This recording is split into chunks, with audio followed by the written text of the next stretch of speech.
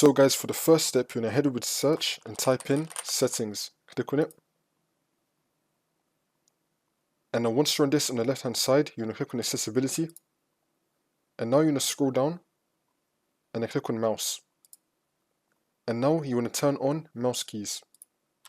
And now you want to make sure that only use mouse keys when numlock is on has been selected. So you're going to select this one right here. And now for the second step, you're going to head over to search and type in registry editor. Click on it. And then click on yes. And then once you're on this, you're going to follow everything I'll be doing up here. So first you want to expand HT current user. And then you want to expand control panel. And then you want to click on input method. Click on this folder. And now this will appear on the right side. And then once you're on this, you want to right click on the blank space. And then click on new. And then click on string value.